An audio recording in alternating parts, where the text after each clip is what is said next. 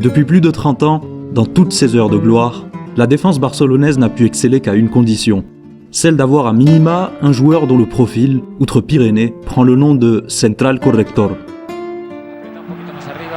Uy, Ronaldo, tiene espacio Ronaldo, ante él está Puyol. Ha llegado providencial el capitán del Barça.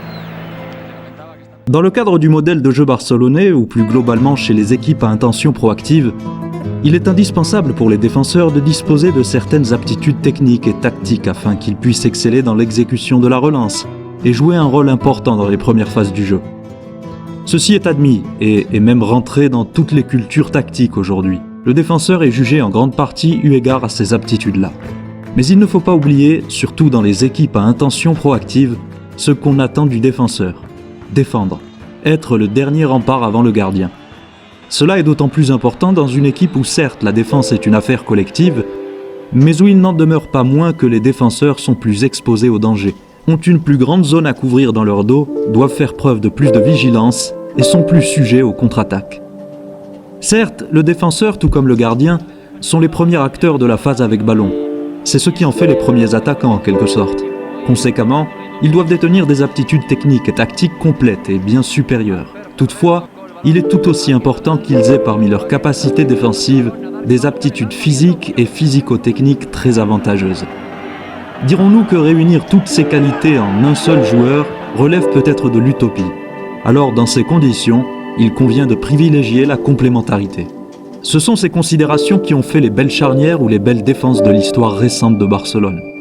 Xavi, Nando, Koeman, Nadal, Koeman, Abelardo, Frank de Boer, Marquez, Puyol, Piqué, Puyol, Mascherano, Piqué, et ainsi de suite. Là où l'un présentait des carences sur le plan physique, il les compensait par ses aptitudes techniques et tactiques. Là où l'autre présentait des carences sur le plan technique ou tactique, il les compensait par ses aptitudes physiques et palliait aussi par ces dernières à des erreurs collectives mettant toute la défense en danger. Il faut qu'au moins un défenseur puisse être une véritable garantie dans les qualités de base, si les autres ne les possèdent pas. Force, duel, engagement, vitesse, jeu aérien, tacle par exemple. De toute évidence, en dehors de ces qualités qui relèvent en grande partie du physique, avoir une parfaite lecture du jeu donne un temps d'avance au défenseur par rapport à l'adversaire.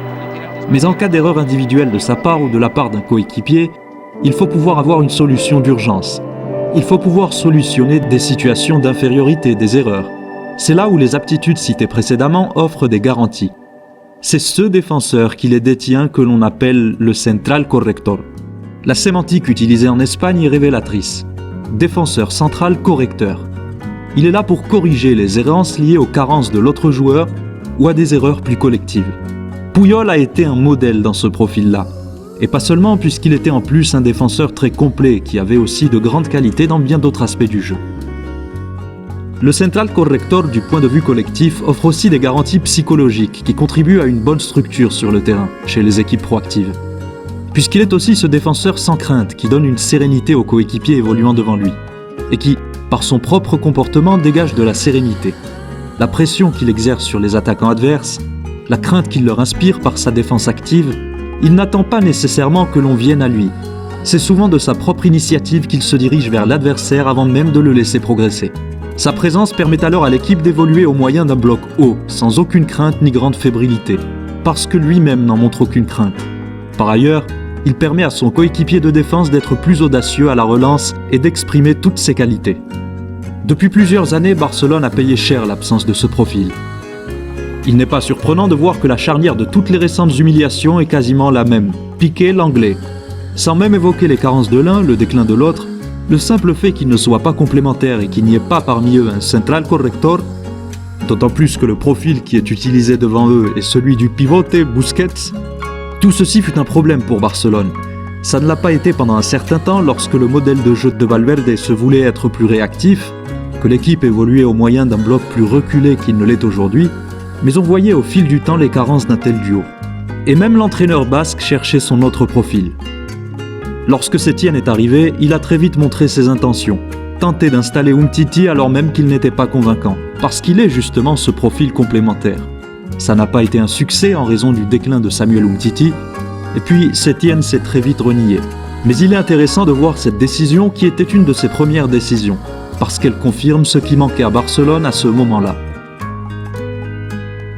Lorsque Koeman arrive, très vite les circonstances font qu'il mise sur Araujo. Le joueur s'est imposé dans la défense barcelonaise, devenant désormais un incontournable, un des éléments les plus importants. L'importance d'Araujo est à analyser eu égard à ses considérations collectives évoquées précédemment, c'est le central corrector qu'il manquait à Barcelone, mais aussi eu égard à ses performances individuelles, à sa régularité, au progrès qu'il montre là où il présente des carences, et plus encore, eu égard à son potentiel en raison de son âge. Une pièce en or qui change beaucoup de choses sur le plan défensif par des qualités tellement basiques. Ses aptitudes physiques et physico-techniques suffisent à lui donner un avantage par rapport à nombreux joueurs de l'effectif à son poste. Mais Araujo est bien plus que cela, c'est ce qui fait de lui non seulement une solution pour le présent, mais surtout pour l'avenir. Araujo fait partie de cette nouvelle quinta qui sort de la cantera. Des jeunes hommes qui donnent à Barcelone plus que ce qu'ils ne devraient à leur âge. Ce sont les héros d'aujourd'hui, mais peut-être de demain. Tôt ou tard, ils triompheront.